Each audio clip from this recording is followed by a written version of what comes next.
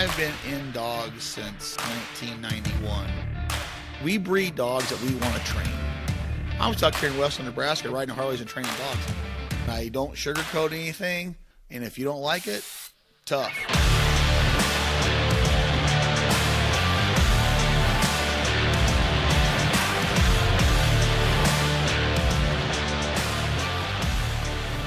Hello, you are listening to the Flatlander Kennels podcast with Chris Jobman. My name is Elliot, and I am here with the one and only Chris Jobman. How'd you end your season, Chris? How's it going? Hey, Elliot, how are you, buddy? Our last 3 days was pretty good. It got so we didn't have any cold weather at all. And then all of a sudden it got cold, really cold. And the river froze up a little bit, but then it was only, just for a few days, and it thawed out and it was fine. Then we had a really good last 3 days. And then Byron and I jumped on a plane and hauled butt to Chris Aiken's. Spent the last 2 days down there, jumped on a plane, came back home. So we ended our season pretty good. It was fun. I heard they were just destroying them in Arkansas at the end of the year. Did you guys just crush them? If you had open water, yes, you did. Like he had the only open water around. I mean, you didn't hear any gunshots anywhere else in his area except for his place. He had a riser coming up and he had open water. And then there's a bigger reservoir that was open, and they were just flying back and forth between his field and the reservoir. And we were doing it pretty good. We got them pretty good. But if you had open water, you did fine. What is his place like? Is that flooded timber or rice fields, or what were you guys hunting? Flooded timber, some flooded rice, some. He's got like a flooded millet, milo, corn mixture sort of thing that they really liked. And I'll be quite honest with you, he's got flooded milo that was really nice. They like that. They like to get in there and eat that milo, jump up there and get the seeds off of there. But I'd be honest with you, I don't think it really mattered what was in that field. I think if it was just open water, that's all you needed. I mean, they were literally, they had no idea where to go. Like Byron and I are driving from Memphis to his place, and there were ducks sitting in they had like 8 inches of snow there. And they were sitting in a field that was covered in snow with no cover in at all. All it looked like a parking lot, a Walmart parking lot with snow. And they were just standing in there. They had no idea what to do. Right off the interstate. It was the craziest thing I've ever seen. Really? Yeah. Now, does he shoot specks down on his property too? I know when I went to Arkansas, there were specks everywhere. Yeah, there were some specks down there, but he doesn't. They're duck people. They don't really care about any of that stuff. Yeah. So did he have a much better season than normal this year, No. It was his last week. His last week was really good because it froze up and he had the only open water. If it wasn't been for that, they wouldn't have had a very good year. Their numbers were real low. Our numbers were lower than normal. Not as low as I thought they were going to be, but they were lower than normal. And then his were really, really low until last week. What is his take on the migration, short stopping, and all of that? He's like we are. I think it's a combination of everything. He thinks a lot of it has to do with weather, that sort of thing, because it's just been so warm. Now they do plant stuff down there and they flood it, and the people in Arkansas plant stuff and flood it. It's no corn is no difference than flooded rice. Like there's flooded rice everywhere in Arkansas, but it just happened to be, frozen in his open water. I think it could have just been, if you would have just had just a dirt field that was flooded, I think it would have been just as good as the corn and Milo and Milo and stuff. Yeah. So it's just all weather related. Like I said, we didn't kill for about 5 weeks. Our hunting was really, really hard because it was in the 50s, 60s, and 70s. Then it got really, really cold, and then once it thawed out, we did really, really well. So it's all weather type stuff, Yeah. I had a great season myself. It was one of my best ones, but yeah, we just hit. That's good. we just hit. I mean, I just hit a spot that was fantastic, and just kept going back to it. So it was kind of lightning in a bottle, really. Yeah. The ducks just loved that spot. No one else had found it, and so we just kept going back to it. And where is that spot? You got the GPS coordinates, so everybody can. I'll give you the GPS. Yeah, I'm not going you down there. You got to come and hunt it with me. You got to walk in a whole 200 yards. That would kill you. That now you've lost me. Now you've lost me. Let's see, what is it from your truck to your blind? What's it? 20 yards? Not even that. We could literally one of our blinds. It's 5 yards. So it's scary. And have I been on here since I had Marino Decoys here?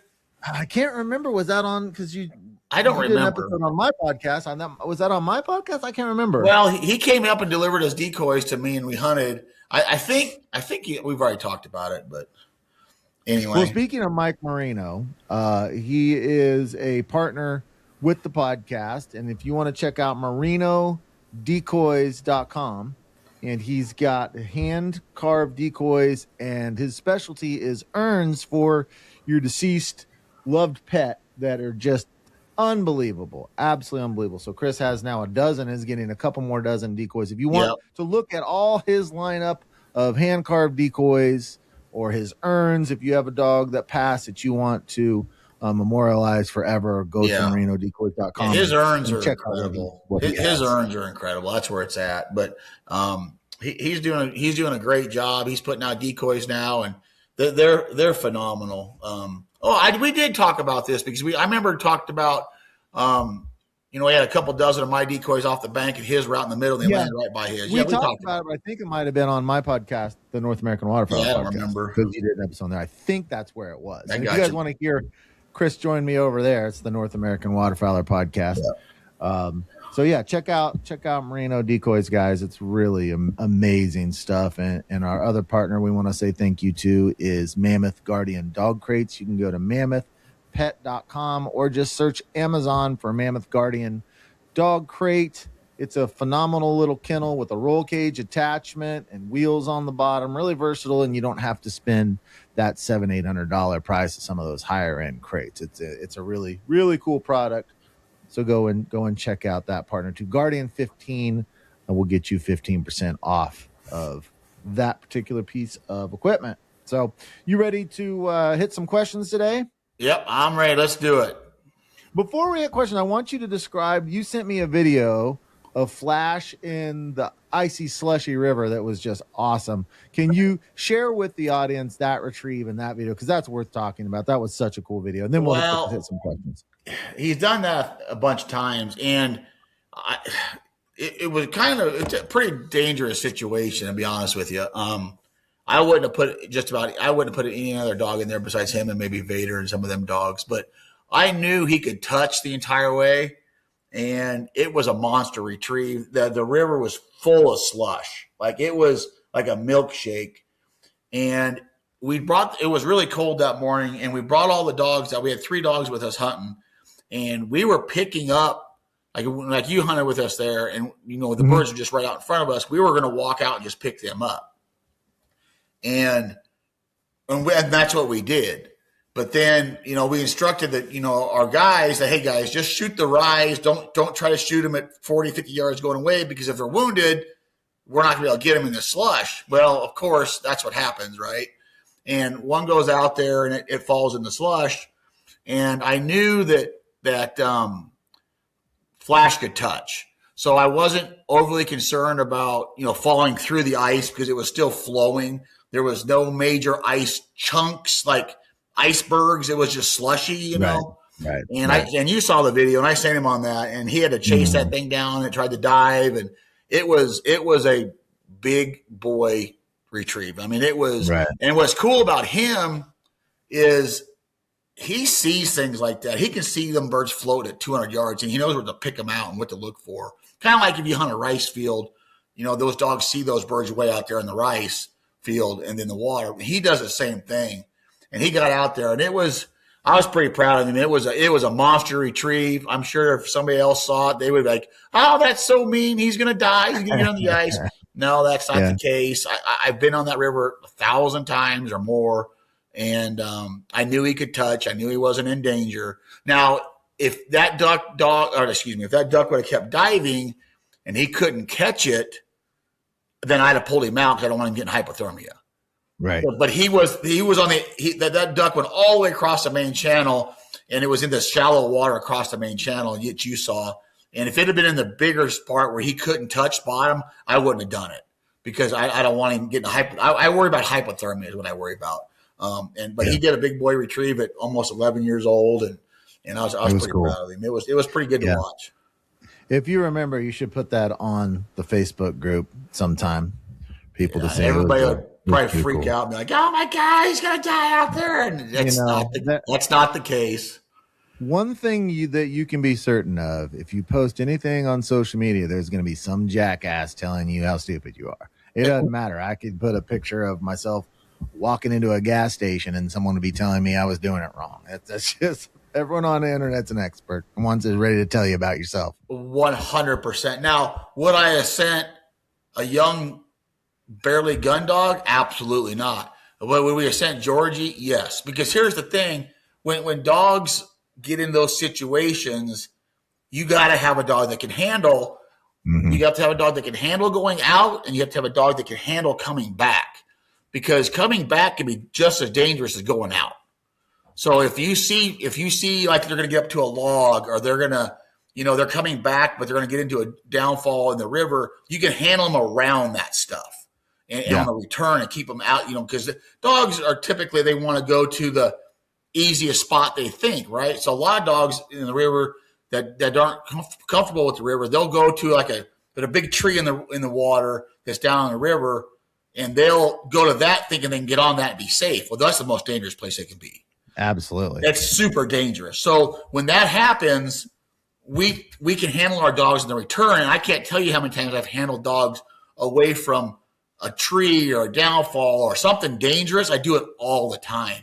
And that's why I always try to tell my clients and stuff, and they don't listen all the time. Every hunting dog should be able to handle, especially if you're hunting a river or something that's going to get them in danger. Maybe not necessarily a rice field because there's not a whole lot of danger out there.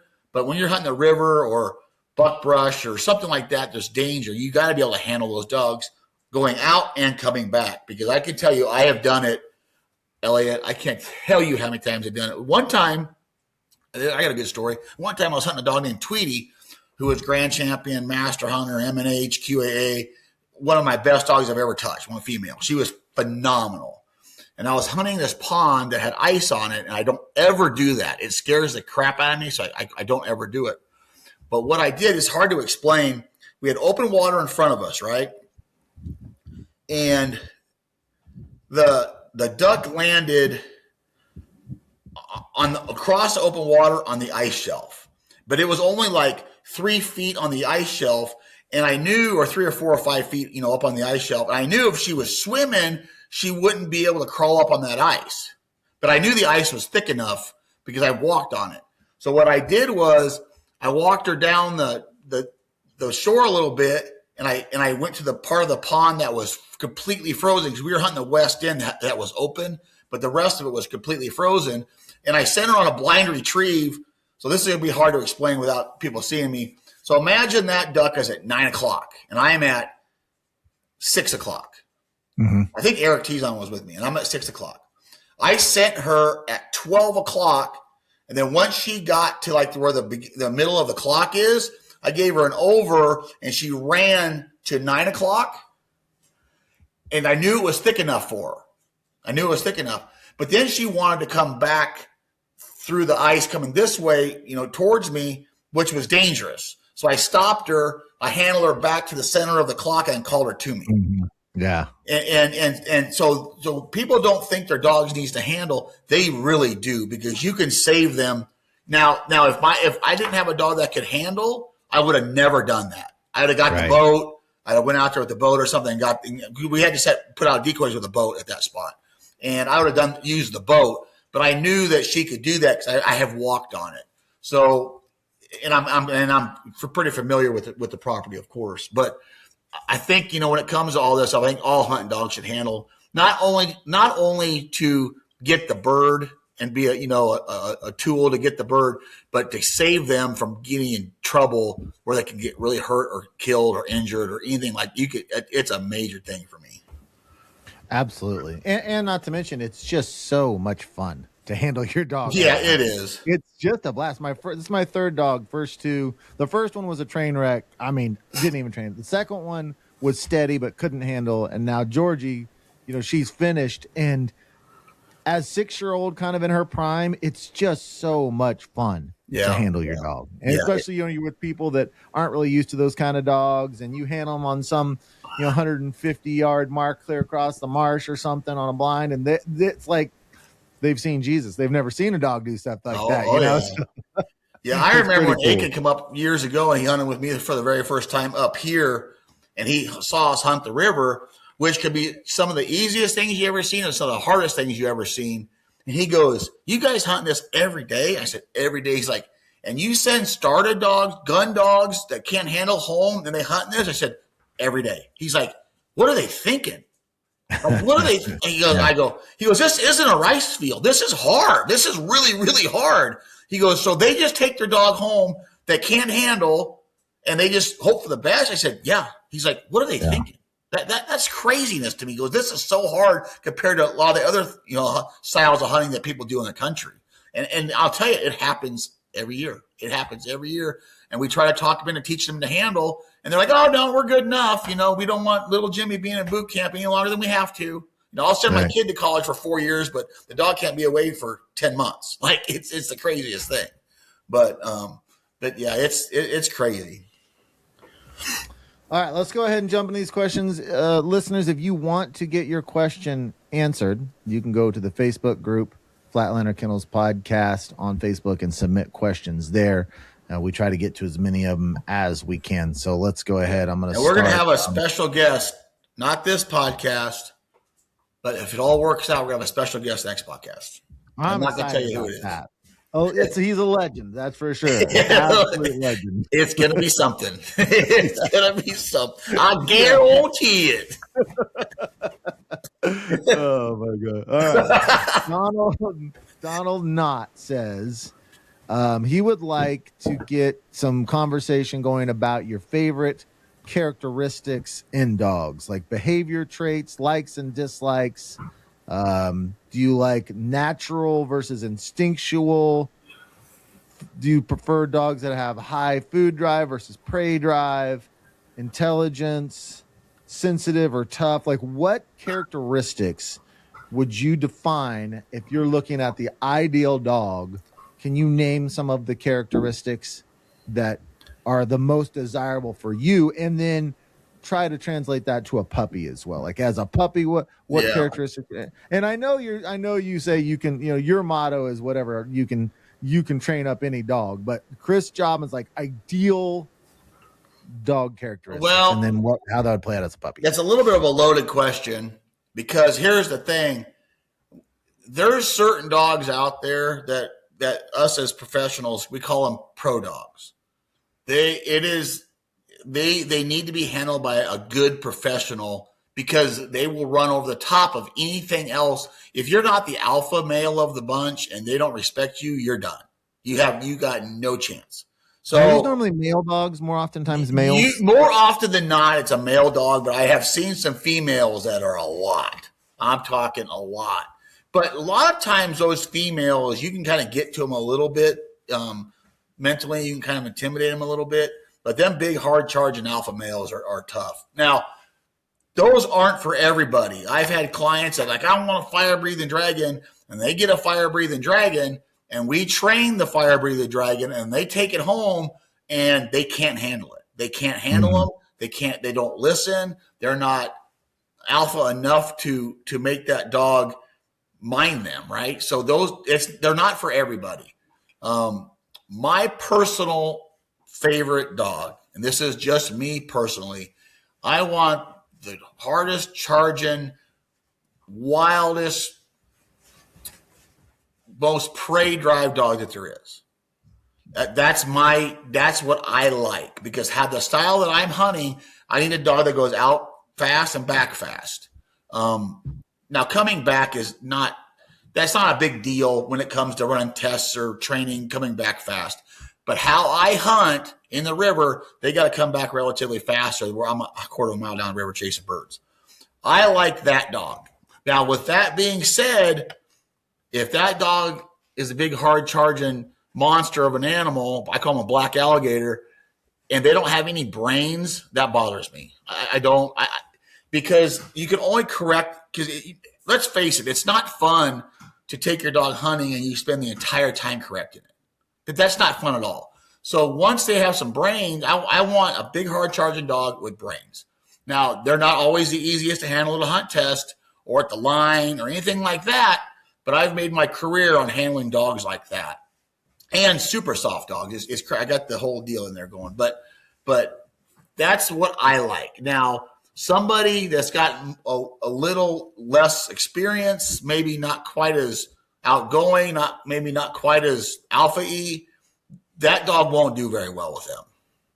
Now, with that being said, if you're a big, loud, boisterous, quote-unquote alpha guy, and you have a really soft-hearted dog, that's probably not the dog for you either.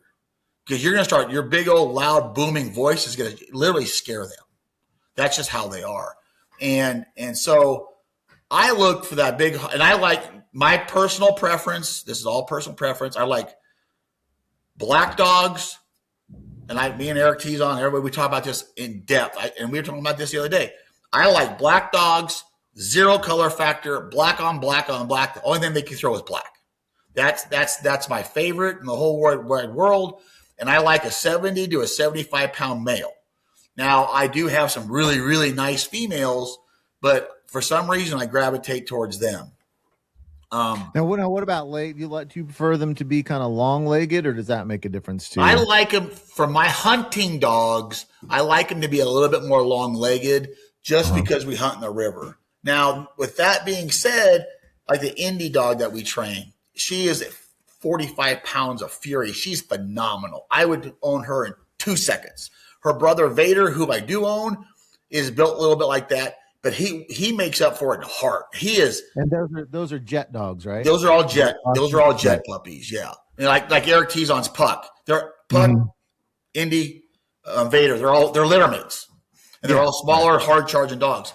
That was a great litter. Oh unbelievable! One of the best ones I've ever been around. But that's what I personally like. What I don't like is I struggle with this my entire life, whether it's people, kids, family members, dogs, is lack of effort. I can't, I'm getting better with it, but I can't stand lack of effort.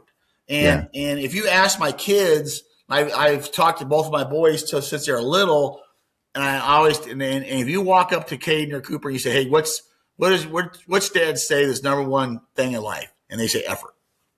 And that's the first thing that will come out of their head, because if you keep trying, good things are going to happen. Good things are going to happen. So and when a training dog, so this is different. So we just talked about a hard charging dog with not a lot of brains. I don't like that. Now, I don't mind a dog that maybe is not quite as intelligent, but tries really hard. I'm fine with that, because if you try hard, you can train them to do things. Now, will they screw up sometimes because they get confused because they're not very intelligent? Yes, but they're screwing up but they're still trying. They screw up, but they're trying, and you can teach that animal. You can train that dog. The dogs that are super intelligent but lack effort and desire are really hard to train, because no matter what you do, fun bumpers, pups, whatever you do, when they don't feel like doing it, they don't do it. And then that's where you get frustrated and you go overboard on the training, and you may get a little rough or whatever you want to do. But those dogs there are really hard to train. Those are like the D1 athlete that's 5-star that doesn't want to practice.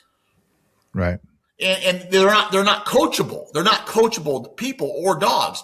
That's why I don't like lack of effort. Lack of effort to me is the number one hardest thing for me to deal with.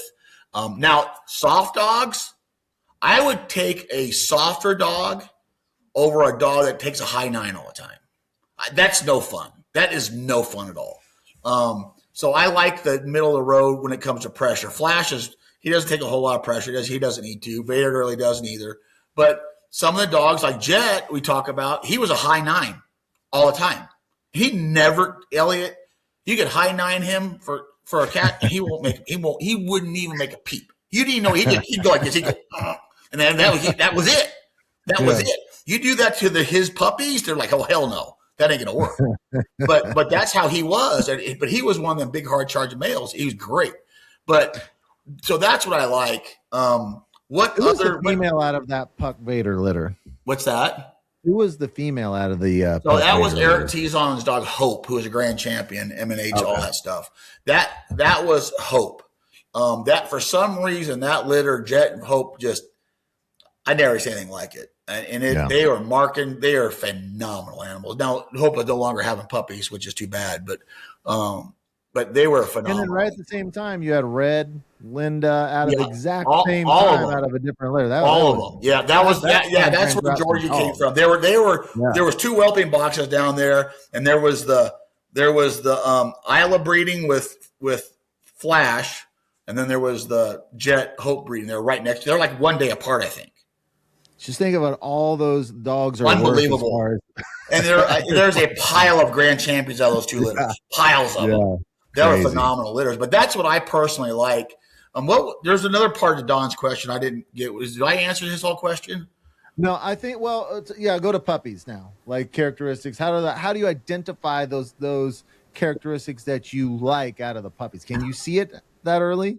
Yeah, you kind of can. So we're raising a puppy right now that we own named Cat, which is short for Katrina because she's like a damn hurricane. She's a nut job. She's out of Byron Hassel's Maverick, and a dog I trained named Bonnie, who is a Flash daughter, and she's a super nice dog, a pile of go. So we have this dog right now.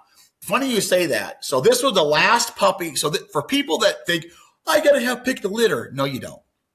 So this was the last puppy in this litter, right? And a client of mine has, so we'll take it. We'll raise it, and we'll train it up, see what happens, sell it, whatever we're going to do. We take it. And when we do that, Tyler's like, she's pretty sensitive. She's kind of a wallflower. I'm like, oh, man, I don't like those. I don't like the dogs that are hide in the corner when they hear a loud noise or cower when you go to get them. You know what I mean? I don't like that. But the second that he started selling those puppies and getting them out of there, she lit up like a completely different animal. Completely different. And now you can't even catch her. She's such a wild. She's unbelievable. She's running 75-yard marks already. She's 2.5 months old. She's doing phenomenal. But so you don't know what you even have until you get them home. But I like the dog that's more of the outgoing puppy, the one that chases the bird the most, or the one that has the more outgoing personality. I like that. I don't like the one that sits in the corner scared. But for most people, when they choose a puppy, for most people, talk to your breeder, find out, give them your characteristics. Hopefully you picked out a good breeder with a good litter, and just grab the middle of the road puppy. Don't try to get the big alpha high-end dog because you may not be able to control it. And then if you're a loud, boisterous person, don't get the puppy that's hiding because you're going to scare the death out of it this whole life. So just grab one in the middle.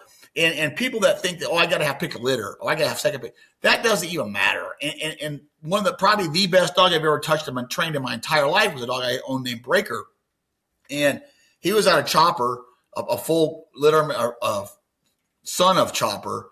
And I think he was the most decorated one of the bunch of all the Chopper litters in all the games, right? So he was a 4-time grand champion. He was 4 for 5 in the grand. He was M&H 4. He was qualified all age, SRS finalist, the whole deal back in the day. We bred a dog I trained named Jade, who was an HRC master hunter. And I said, give me a male. And the breeder of that dog, of that litter, literally drove to my house and said, here you go. He's yours. I didn't pick it out. I didn't look at the litter. I didn't bother him with bazillion pictures and videos. He just said, here you go. And he ended up being, he would have probably had 10 plus grant passes if I could have ran him, because back in those days I could only run 8 and 12, and he was in that phase. So once I let a client run him and a client pass him in the grant, the only grant that clients passed. And so he was a phenomenal animal. But my point is, I didn't, they just gave him to me. He said, here you go. And rest is same way with this cat puppy we got. It's the same thing. And so you just don't know. And I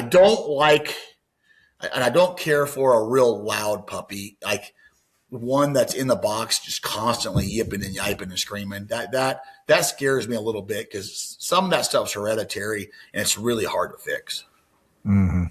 So okay, let's move to the next one. This is Mike Schwann. He says he's in the middle of force fetch. Is there something he can do to prevent a habit forming of moving his head down when you reach to take the bird? I've battled a little bit with my older dog on this and would like to know if there's something I can do to help prevent the habit from developing with this dog. He's in force fetch?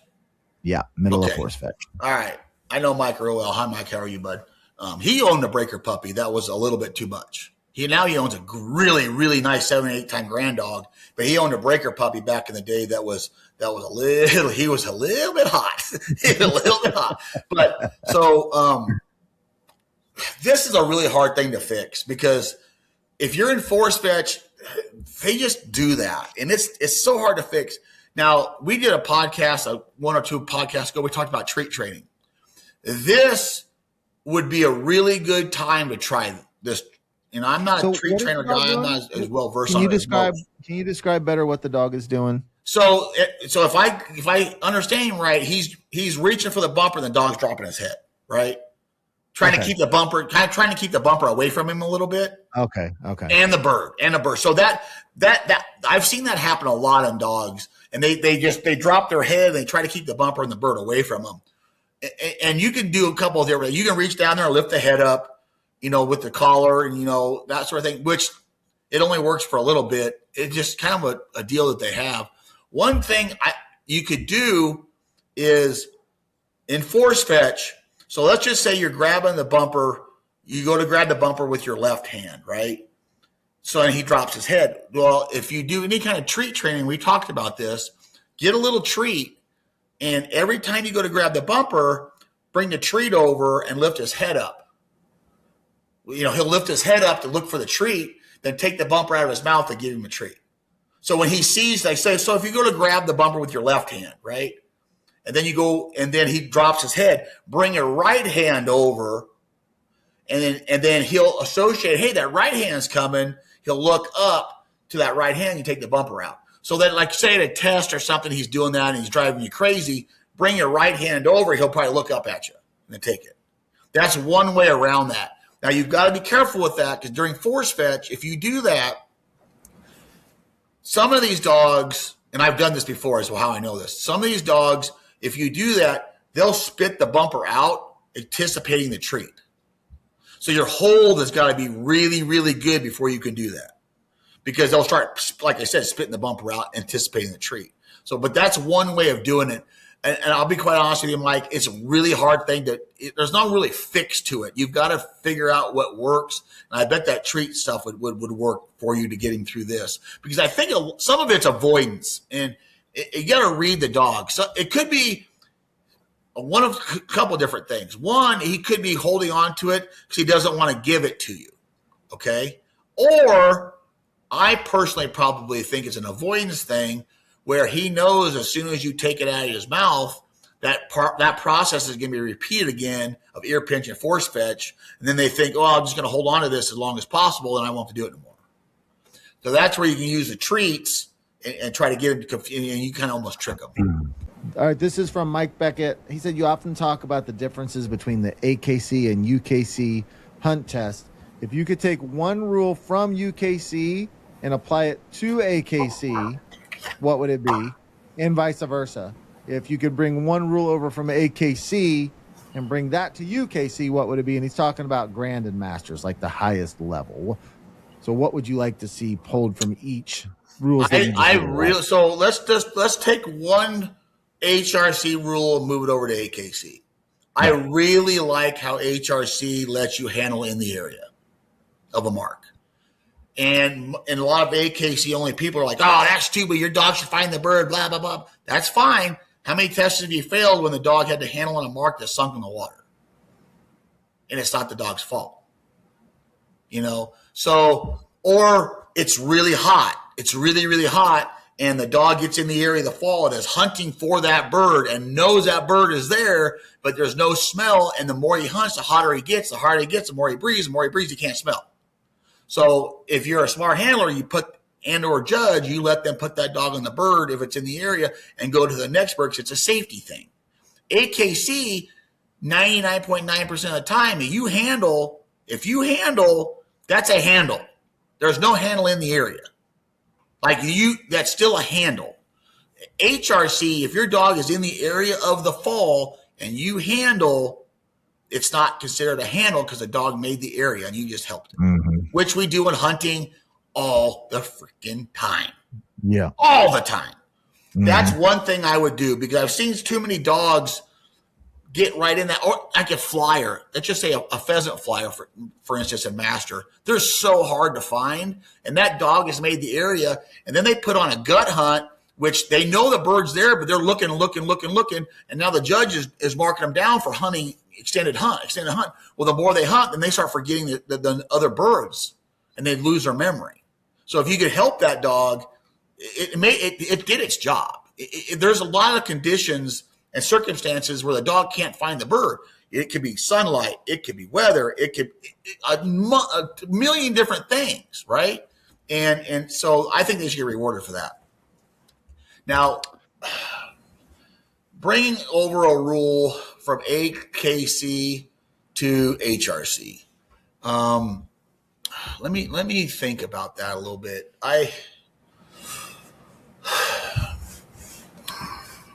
You know what? I need to think about it. I don't know if I've got one. I don't care for the walk-up in the AKC part of the AKC stuff and the test because it's hard to mark and you do those things when you're doing a walk-up. I would probably get rid of like the AKC rule where you have to have a diversion bird, something like that just takes up time, and very seldom a dog switch on that. That's not a mandatory. You don't have to have a walk-up at AKC, but you have to have a walk-up at HRC. One thing I would do, it doesn't really go towards like the testing requirements, but what I would love to see happen, and I've politicked for this for years, and if Tracy Stubbs is listening, let's fix this. But I like how AKC lets you run just master only or just junior or just senior. HRC, you have to offer started, season, and finished. And in our region, started and finished, started and season don't fill up. It kills us. It costs us money. I think we should be able to offer just finished only or just season or just started. You don't have to offer both. Now, if that's the case, do it kind of like AKC does. You have to have, I think it's 2 tests where you offer junior, senior, and master. And then you can, after you accomplish that, then you can have master only. So I like that rule. I really like that rule. And I love the AKC rule where you don't have to wear a camo head to toe. Like, I don't understand camo head. I get no white. I get no bright colors. I understand that, Mr. HRC. I get that. But why can't you wear khaki or black? I don't even hunt in camo. I despise it. Why are you trying to hide from your dog in a testing situation where they need to see you clearly to handle on a mark or run a blind, and you're getting judged for that? Why are we hiding? And then there's a tent behind us, and there's judges behind us, and the sun's. I mean, it drives me nuts. But we won't get into all that. But very common even for public land guys to wear. Most of what I wear now is browns. Yeah, I don't even when I'm out hunting. No, and so there's you can't that old saying is like, oh, you gotta wear camo to go hunt. No, you don't. Those days are done. Let's just. Right. But that's my take on it. All right, let's do one more. Matt Ward says, currently my female Ruby is 4 years old and has a grand pass. Next spring, he wants to run some Qs, maybe a few amateur SRSs. What is the protocol for transitioning to white coat stuff for the sake of conversation and for future reference, would it be easier to start big on white coat setups when the dogs are younger and work backwards to hunt test level marks versus starting short and working long? He's kind of wanting to play around with SRS a little because it looks fun and challenging. So I did all that. I've done all that. Been there, done that. It's much, much, much, much easier to teach them the field trial way first and then rein them in for hunt tests than it is to go from hunt test to field trials. It's much, much easier. With that being said, I guess what you need to work on, the big difference between, in my opinion, there's a lot of differences, but a major difference is to get a hunt test dog to look past the short gun, which could be like in a field trial. So let's just say you have a triple and you've got a short gun, which is the flyer at 150 yards. And they're standing up out in the open, but the first bird out, and let's say that flyer guy is standing at the middle of the clock. But at 2 o'clock, at 400 yards, so they got the standout flyer at 150 right in the middle of the field. And at 2 o'clock, at 400 yards, you have the first bird out, which is a white coat, and that bird retires. What I mean by that is they throw that bird, then when you kick them off for the go bird, they hide, and that dog has got to run past the flyer station to that bird.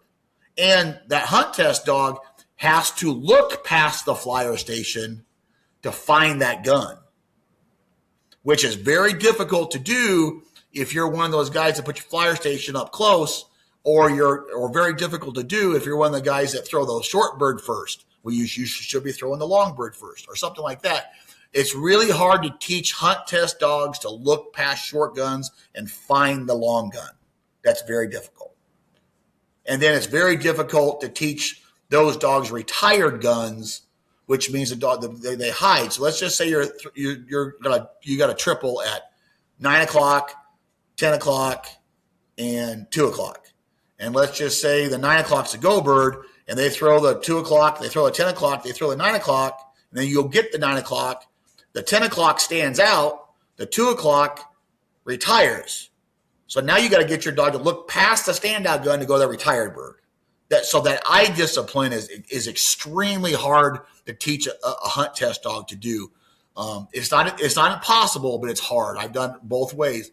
It's much easier to start field trial way first. Much, much easier. And just the distances, and this guy, he's running the Grand. You got to understand something about the Grand. The Grand is much, much different than a qual and much, much different than an amateur SRS. The Grand, a lot of times you stand on the edge of the water. You're pretty close to the edge. Let's just say you're pretty close to the edge of the water. Most field trials, if they can, they're a long ways from the edge of the water. They could be 200 yards from the edge of the water. And you've got to cut a corner perfectly to get to this bird, or you got to stay down the shore. Like I remember the call that I won with Tweety. That's how I met Eric Tizon for the first day. I met him in Omaha.